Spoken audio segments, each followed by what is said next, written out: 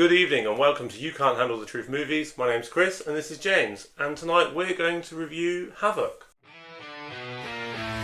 You can't handle the truth! After a drug deal gone wrong, a bruised detective must fight his way through the criminal underworld to rescue a politician's estranged son, unravelling a deep web of corruption, conspiracy that encapsulates the whole entire city. Start of the film, the visuals is that car chase, and it felt very computer generated, and you said the same thing. When the car takes off, it doesn't look like it's moving naturally at all. It looks like it's an intro scene or like a segue in a video game. Yeah. But it comes in from that to complete realism and out, and I don't get it. It was quite strange. I have a theory on it, and I'll get to the theory later. Yeah, there were bits when the cop car came round and it bumped up and down the curb. It just looked really strange, really like... It was definitely going forward quicker than the wheels were going round at a certain point. And it was strange, but I did kind of enjoy it because it was different. Sometimes a little bit different just keeps me, why are they doing this differently? If it was done intentionally, then it's something to think about. But if it wasn't, then it was just done badly. Yeah, that's the fine line we're walking with this one. Well, the other visuals you had was the blood splatters and the action scenes and all that. And overall, it was done pretty well. There was a lot of action in this film. I got about a third of the way in and I thought, why is it called Havoc? But by the end of the movie, like, oh yeah, it's dead. If you don't feel havoc going in, although I did feel at some points, the director thought if I just shake the camera more, there'll be more havoc going on. I was like, no, there's already enough stuff going down to cover that. The storyline is quite loose. Bits of it I liked and bits of it I didn't like. You don't understand why Tom Hardy's character is as proficient with guns and violence as he is, but he's very proficient. It doesn't explain that, and doesn't explain that about the other people he's against. Spoilers, corrupt cops.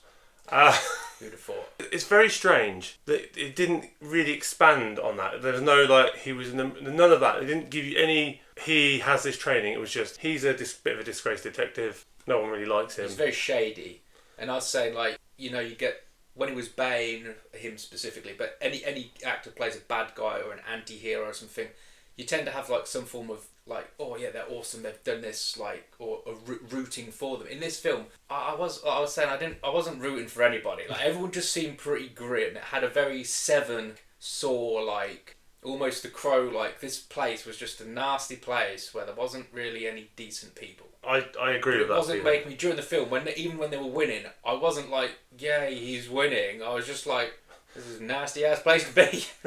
I mean, that's just my take on it. It kind of gave me Sin City vibes. Yeah, definitely. Yeah, the fight scenes are there's a lot. I think in the first nightclub he walks into, he probably takes out about 50 triads. That was definitely the moment I was like, oh, this is why it's called Havoc. Because that scene starts playing out and you think this is just going to be a minute or so and it's going to be over. But it went down.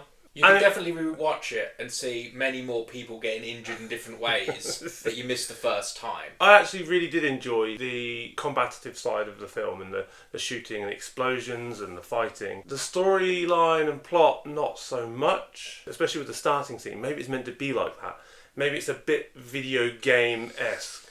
Where you've got your main character. It doesn't really... You get a bit of a backstory, but not loads because it's a game.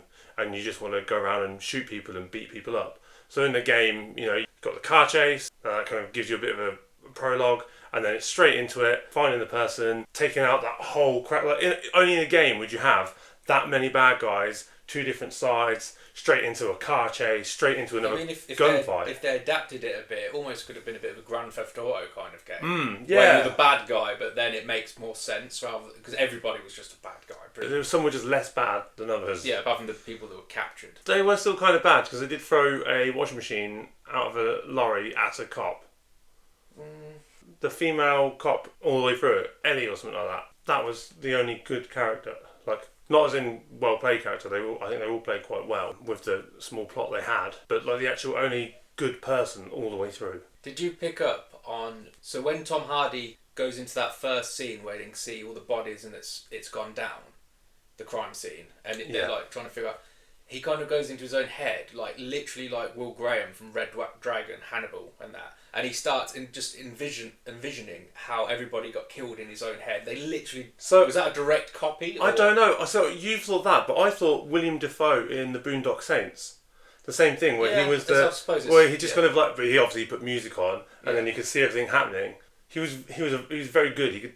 Well, they used it anyway. It's just a throw. I think it's a used technique, isn't it? Apparently. We get to the end of the film. Did you enjoy everyone gets killed? Tom Hardy might or might not die. Ending.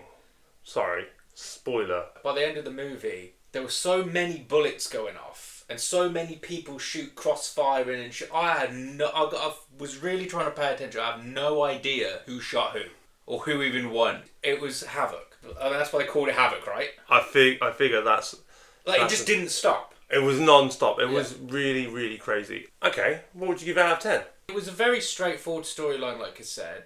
It took a bit of getting into for me. There is plenty of action in it, but just needless action without any kind of... Like, I wasn't backing up any of the characters throughout watching it. I didn't want anyone to particularly win. Yeah, like all their dads got killed, all their mums got killed. Like they had no money at the end of it. They left with not much. They're probably going to get chased for the rest of their lives. Like no one really won. I'd say it's worth checking out. It's not a repeat viewing for me, I don't think. No, I haven't said that. So. It's definitely an action film, and I've seen action films like it. There's just a lot of better films. If you want to, like, there is Havoc in it. It does go mad. It does go nuts. There's like all sorts of stuff happening and shooting and violence. But there's a lot of just better films. So it's definitely fully watchable. It's worth watching if you've got the time and want to check it out. But it won't be a major repeat viewing for me. No. Tom Hardy's definitely done much better characters. Yeah. He's a really good actor that's got a lot broader spectrum than what he did in this film. He wasn't by any means bad in this film. No, exactly. Forrest Whitaker was good in this film. Everyone was good in this film, but it just didn't... They did the best of what they had. It just didn't get me too much. So I'd give it a 6.9 out of 10. That's quite high. I was going to go 6 out of 10. Yeah, I was thinking 6 initially, but I'm just thinking about... For me, 6 to 7 is kind of average movie territory for me. 6.5. Yeah, so we'll give Havoc a 6.5 out of 10. The end. That's how we do end a lot of it. Yeah, that's it.